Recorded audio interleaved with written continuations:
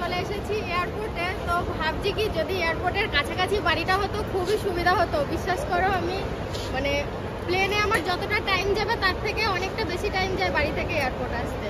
বলছি এ কটা বাবার জন্য কত টাকা নিবা? এক পয়সাও নাই। আজকে কিন্তু লিকার চা খেয়েছো।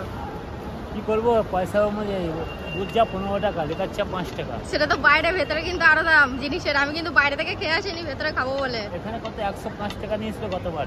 একটা জিনিস দেখবা, এই বসবো মানে আমি এতটাই ভারী, আমি বসলে ও টুক করে উঠে যাচ্ছে। তাহলে ভাবো শুধু তুমি তো হালকাই আছো, সেটা কথা না। ভারী বলা যাবে না, এটা টলে বলে পড়ছিল।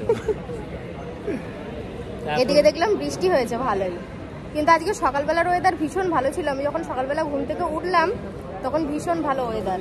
আর জানি না কেন বেশ কিছুদিন ধরে মানে রোদ্দুর দেখলে মনে হয় কি জামা কাপড় কাচবো, এরকম একটা শুধু মনে আসে।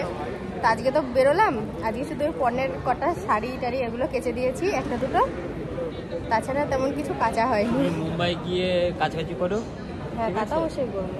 এখানে এসে একটু মোমো ট্রাই করি আর কি করবো। বলছি 315 টাকা শুরু, মোমোর শুরু 315। মোমোর সাথে স্যুপ খেয়ে অভ্যস্ত তো, ওই পাশে কি একটা দিয়েছে লঙ্কার চাটনির মতো, ওটা ঠিক পোষাচ্ছে না। তবে মোটামুটি খেতে খারাপ না, ভালোই বলবো। তো মোমোটা আমার একটু খেতে ইচ্ছা করলো, তার কারণ হলো ওপরটা বেশ সাজানো গোছানো, কাঁচের মধ্যে দিয়ে খাবারটা দেখা যাচ্ছিল, ওই জন্য ভাবলাম এটাই খাই। আমি একাই খেলাম, কেউ খেলো না। তো মোমো খাওয়ার পরে এদিকটা একটু চোখ রাখলাম। একদিকে ভালো জানো তো, এখানে বসে বোর হওয়ার মতো তেমন একটা কিছু নেই। তো এই কথা গল্প কিছু খাওয়া, তারপরে বাইরের দিকে তাকানো, সব মিলিয়ে মিশিয়ে সময়টা যেন কেটে যায়। আর এটা গুড লাক বলতে পারো। কারণ কি বলতো, এর আগে আমি যেই 3বার আপ ডাউন করেছি তখন কি হয়েছে, 3বারই মানে লেট ছিল। মানে 1.5 ঘন্টা 2 ঘন্টা, একবার তো ব্যাঙ্গালোর থেকে যখন আসি 3 ঘন্টা লেট ছিল। তো এইবার আর সেটা হয়নি। এবার দেখছি একদম সঠিক টাইমেই ফ্লাইট ছেড়ে দিয়েছে, মানে কোনো জায়গাতেই আজকে লেট হয়নি, একদিকে খুব ভালো। তো এবার সময় হয়ে গেছে, সব কিছু কমপ্লিট, এবার যাচ্ছি প্লেনের দিকে। আরে আজকে কি ঘটনা ঘটেছে জানো, মানে বাড়ি থেকে এরকম টাইমে বেরিয়েছি, প্ল্যাটফর্মে পা দিয়েছি আর টিকিটটা শুধু কোনো রকমে কেটেছে, তার বাইরে একটু সময় নেই। মানে ট্রেন ঢুকছে আরও দৌড়াচ্ছে টিকিট কাউন্টারের দিকে, টিকিটটা কেটেই আমরা সবে ট্রেনে উঠেছি, মানে ট্রেনেও পা দিয়েছি ট্রেনও ছেড়েছে, এমন অবস্থা। তো তারপরে ব্যান্ডেলে এসেও দাঁড়াতে হয়নি, ব্যান্ডেলে একটু গাড়ি দাঁড়ায় বেশিক্ষণ, দেখি সেরকমটাও হয়নি। তো চলে এসেছি, এবার বসে বসে বোর হতে হবে। জানি না কতক্ষণ লাগবে, মনে হয় যেন 2 ঘন্টা তো লাগবে কমসে কম, আমার জানা নেই সঠিক যে কতক্ষণ লাগবে। তো কিছু সময় পর ফ্লাইট ছেড়ে দিল। তো বিষয়টা হচ্ছে যখন ছাড়ে, হ্যাঁ কার কেমন লাগে আমি জানি না, আমি এই আপ ডাউন নিয়ে 4বার চাপছি। তো বিষয়টা হচ্ছে যখন ছাড়ে একটু হালকা ঝাঁকুনি হয় নাগরদোলা টাইপের, তবে নাগরদোলায় আমি কখনোই চাপিনি, তবে নাগরদোলাতেও মনে হয় এই টাইপেরই কিছু একটা ফিলিংস আসে। তো যাই হোক, এবার যাচ্ছে উঁচুর দিকে। উঁচুর দিকে যত যাচ্ছে মনে কিন্তু একটু ভয় কাজ করছে জানো তো। এর আগে যতবার চেপেছি এরকম একটু ভয় মনে কাজ করেনি, ভয়টা মনেই আছে, প্রকাশ করা যাবে না এই সময় এখন। আমার কর্তা বারবার আমার মুখের দিকে তাকাচ্ছে, বলছে তোমার কি ভয় লাগছে? আমি বললাম হ্যাঁ একটু তো লাগছে। আসলে সেটা না, এটা আমাদের ভুল ধারণা। শুধু ফ্লাইটে কেন, আমরা পায়ে হেঁটেও যদি কোথাও যাই, আমাদের ভাগ্যে যেটা আছে সেটা হবেই, তাতে ভালো মন্দ যাই হয়ে থাক না কেন। তো সদ্য সদ্য একটা দুর্ঘটনা ঘটে গেল, তো সেইটাই বারবার মনে আসছে, ওই জন্যই ভয় লাগছে, তাছাড়া আর কিছুই না। খাবার দিয়ে গেল, তো চলো খাবারে কি কি আছে দেখা যাক। আমি ফার্স্ট টাইম মানে এরকম খাবার খাচ্ছি, কারণ কি বলতো, খাবারের দামটা ধরাই ছিল টিকিটের সাথে। আর এর আগে যতবার গেছি খাবার দেয়নি, আমরা আলাদা কিছু খাবার টুকিটাকি কিনে খেয়েছিলাম। আজকে দুপুরে কিন্তু আমাদের ভাত খাওয়া হয়নি, কারণ সকালবেলায় যখন বেরিয়েছি বালি স্টেশনে আমরা নেমেছি, বালি স্টেশন থেকে দমদম এয়ারপোর্টে এসছি। তো বালি স্টেশনে ও রাজু আর ওর মামা দুজনা কচুরি খেয়েছিল, আমাকে খেতে বলেছিল, আমি খাইনি। আমি দেখলাম এত দূরে যাচ্ছি, তেলের জিনিস আমি খাবো না, যদি শরীরটা খারাপ করে, তো ওই জন্য আমি আর খাইনি। আর এই খাবারটা আমার খুব একটা যে টেস্টি লেগেছে তেমনটা নয়, চাউমিনটাও ভালো লাগেনি, শুধু মনে হলো সেদ্ধ সেদ্ধ ভাব, রসুনের কুচি দেওয়া রয়েছে, ক্যাপসিকাম দেওয়া, আর কি কি দেওয়া আছে আমি ঠিক বুঝতে পারলাম না। তবে যাই খাই না কেন, যতটাই টেস্ট থাকুক না কেন, বাইরের দৃশ্য দেখতে দেখতে এই খাবারগুলো খাওয়া বেশ ভাল লাগছিল, সময়টা কাটছিল প্লেনের ভেতরে, এইটাই যা। তা ও কি করলো, ওর খাওয়া হয়ে গেছে। ও বলছে তুমি যদি না খাও তোমার প্লেটটা আমাকে দিয়ে দাও, আমি বাকিটা শেষ করি। তো ওই দেখো নিয়ে নিল আমার আধ খাওয়া খাবারগুলো, আর ওর খালি প্লেটটা আমাকে দিয়ে দিল। তবে ও তো গোগ্রাসে খাচ্ছে ভাতের বদলে, ওর মনে হয় খুব খিদে পেয়েছে, খাওয়া দেখে সেটাই মনে হচ্ছে। তবে ওইটা আইসক্রিম ছিল না কি ছিল আমি ঠিক বুঝতে পারলাম না, আইসক্রিমই হবে। আর ওই খাবারটা কেকের মতো কিন্তু ঠান্ডা। বাকি দুটো খাবার আধ খাওয়া করে খেলেও ভাবলাম কি এই খাবারটা আমি পুরোটাই খাবো, কারণ একটু ভালো লেগেছে মুখে। বাড়ি থেকে বেরিয়ে পর্যন্ত পা ঝুলিয়েই বসে বসে আসছি, পাটা কেমন যেন ফোলা ফোলা ভাব লাগছে। ওই জন্য ভাবলাম একটু জুতোটা খুলে পাটা একটু গুটিয়ে বসি। আর ওই বেল্ট দেওয়া জুতো, ওতে যেন পাটা আরো বেশি আবদ্ধ লাগছে। তবে একদিকে ভালো, হেঁটে সুবিধা, খুলে যাওয়ার ভয় নেই। বাপরে, এই হলো শান্তি একটু পা গুটিয়ে বসে।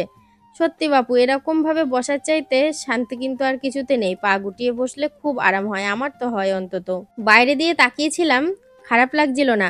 সেই শ্যাম্পুর ফেনা, অনেক ফেনা একসাথে হলে যেমন হয় সেরকম দেখতে লাগছিল মেঘগুলোকে। আর অনেকটা উঁচু দিয়ে যাচ্ছিল বলেই মেঘগুলো এরকম লাগছিল। দাঁড়াও একটু ভালো করে দেখাই। মনে হচ্ছে না যে ফেনা হয়ে রয়েছে, হাত দিয়ে ঘেঁটে দিই। এই নিয়ে খুব মজা করছিলাম এই কথাটা নিয়ে ওর সাথে। খাওয়া দাওয়ার পর মানে দুজনা বসে আছি আর একটুখানি গল্প গুজব করছি। আর এখানে এখন মোবাইল চার্জার বের করা হচ্ছে, কারণ মোবাইলে চার্জ দেওয়া হবে, সেই কারণে ব্যাগটা বের করেছিল চার্জার বের করার জন্য, আবার ব্যাগটা তুলে রাখছে। আমার চোখটা একটু হালকা বুজে আসছিল, ওই জন্য আমি ঘুমাইনি জানো তো, ভেতরে ঠিক জেগেই রয়েছি। এই কোনো রকম একটু চোখটা বুজে ওর কাঁধে মাথা দিয়ে পড়ে রয়েছে, কিন্তু আবার শ্যুটও নিয়ে নিয়েছে। তবে কিছু সময় পর দেখি জানালাগুলো বন্ধ করে দিতে বললো যে ওয়েদার খারাপ আছে। এরকম শুনলে তো একটু ভয় ভয়ও লাগে, মনটা কেমন একটা লাগছিল, কেমন একটু অন্ধকার হয়ে রয়েছে পুরো। তো কিছু করার নেই, একদম ঠিক হয়ে যাবে। আমি না ভয় পাচ্ছিলাম, ওই জন্য ও আমার হাতটা শক্ত করে ধরে রয়েছে। তো যাই হোক, ও দেখেছো কি সুন্দর ঘুমিয়ে পড়েছে। এটা কিন্তু ওর পুরো অরিজিনাল ঘুম, মুখটা দেখেই মনে হচ্ছে এটা ঘুমের মুখ। আরে এ তো যাচ্ছে তাই অবস্থা গো, বাইরে সাংঘাতিক রকমের বৃষ্টি হচ্ছে, তো নামলেই ভিজে যাব সত্যি, মানে বাইরে গেলেই ভিজবো। তবে অন্য সময় দেখেছিলাম কি প্লেন থেকে নামার পর বাসে করে পৌঁছে দিত, কিন্তু এটা ভিজতে হয়নি ভেতরে, কারণ আমরা ভেতর দিয়েই পৌঁছে গেছি। তো যখন সুরাটে গিয়েছিলাম তখন দেখেছিলাম যে 2 ঘন্টা পিছিয়ে, মানে ওখানে সন্ধে প্রায় 8টার কাছে সন্ধে হতো, আর এখানে দেখলাম না আমাদের ওখানকার মতো টাইমেই। আমাদের ব্যাগের জন্য অপেক্ষা করা হচ্ছে, ওই যে ব্যাগ চলে এসছে। এবার চলো হোটেলের দিকে যাওয়া যাক। তো হোটেলের দিকে যাওয়া যাক বলতে গিয়ে তো আমরা স্টেশন এরিয়ায় ছিলাম, এয়ারপোর্ট থেকে স্টেশন এরিয়া অনেকটাই, আমার কাছে তো গাড়িতে অনেকটাই বলে মনে হলো। আর রাতের শহর যতটুকুনি পারলাম শেয়ার করলাম। বৃষ্টি হচ্ছে তো ঠিকঠাকভাবে মানে শ্যুট নেওয়া যাচ্ছে না, তো আমার কাছে মোটামুটি খুবই সুন্দর লাগছে। এতদিন টিভিতে মুম্বাই শহর দেখেছি, হিন্দি মুভিতেও দেখেছি, আর ফোনে তো দেখা যায়ই এখন। তো আমি নিজে চোখে আজকে দেখছি, ভীষণ ভালো লাগছে। আজকে সবে আসলাম, আজ 28 তারিখ, 29, 30, 31 এখানেই আছি। 1 তারিখে এখান থেকে বেরোবো। তো আমি এখান থেকে ভালোই ভিডিও শেয়ার করব, তোমরা চোখ রাখলেই দেখতে পাবে। ভালো তো লাগছে, বড্ড ক্লান্তিও লাগছে জানো তো, সে সকাল সকাল বেরিয়েছি না, আর শরীরে নিচ্ছে না। তো কিছু করার নেই, এ তো আর নিজের ইচ্ছা মতো হেঁটে দৌড়ে পৌঁছানোর মতো না, গাড়ি করে যাচ্ছি। যখন সময় আসবে, জায়গা আসবে, ঠিক পৌঁছে যাব। আমি শুধু আমার খুশিটাই শেয়ার করছি মুখে বলে, কিন্তু আমার সাথে যে বাকি দুজন এসছে ওরাও কিন্তু ভীষণ খুশি, কারণ আমাদের তিনজনের কাছেই নতুন শহর, নতুন জায়গা, এই প্রথম আসা। তো এই জন্য আমরা তিনজনাই খুব খুশি, খুব ভালো লাগছে, খুব আনন্দ করব, মজা করব। ভীষণ শান্তি লাগছে, ভীষণ শান্তি। সেই ধরো সকাল 8টার পরে পরে বেরিয়েছি, এখন প্রায় রাত্রির 9টা বেজে গেছে। তো একটু কফি খাচ্ছি, রুমে এসে ফ্রেশ হলাম। আর সব থেকে বড় খারাপ লাগার বিষয় হচ্ছে এত বৃষ্টি, মানে নিচে একটু দাঁড়ানোর জায়গা নেই, কোনো রকমে এই রুমটা পাওয়া গেছে। তো যাক, খুব ভালো হয়েছে। আর 2 দিন আগেই গণেশ চতুর্দশী গেছে, আর এই মুম্বাইতে গণেশ পুজোটা খুব ভালোই হয়। আমি মানে আসার পথে দেখলাম, আমরা স্টেশন এরিয়ায় আছি, তো অনেক গণেশ পুজো হয়েছে। আওয়াজ পাচ্ছ? বাজনা বাজছে, যাকে তোমরা আওয়াজ পাবে কিনা জানি না। তো এখন এই কফিটা খেয়ে একটুখানি রেস্ট নেব, তারপরে খাওয়া দাওয়া করে ঘুম দেবো। এখন যাচ্ছি খেতে। তো ভাত তো বাবারই উল্টো পড়ে যাচ্ছি, ভাত তো পাওয়া যাবে না ইডলি আর ধোসা ছাড়া। এখন দেখি গা বাইরে গিয়ে কি খাই, ইডলি খাই না ধোসা খাই, চলো খেয়ে আসি। আমরা সব 24 ঘন্টা পর ভাত খাচ্ছি, আর রাজু দেখলাম রাতে বিরিয়ানি খেয়েছিল, ওর তো আরো বেশি। তো যাক, ভাত পাওয়া গেছে, খুব ভালো লাগলো। ভাবলাম ইডলি ধোসা খেয়েই হয়তো রাতটা কাটাতে হবে। ভাতের সাথে যে সবজিটা দিয়েছে মানে ওই পেট ভরানোর মতো নেওয়া হয়েছে ঠিকই, কিন্তু ঠিক খাওয়া যাচ্ছে না, অতিরিক্ত মশলা। তারপরে কেমন কেমন যেন লাগছে, ভালো লাগছে না। বাড়িতে তো অন্য খাবার খাই, এই হয়েছে ব্যাপার। তো কিছু করার নেই, এখানে 4টে দিন এরকম ভাবেই কাটাতে হবে। দেখা যাক কাল থেকে কি হয়। জলটা নিয়ে রুমে যাব। তো আর কি বন্ধুরা, আজকের মতো গুড নাইট, কাল থেকে আবার দেখা হচ্ছে।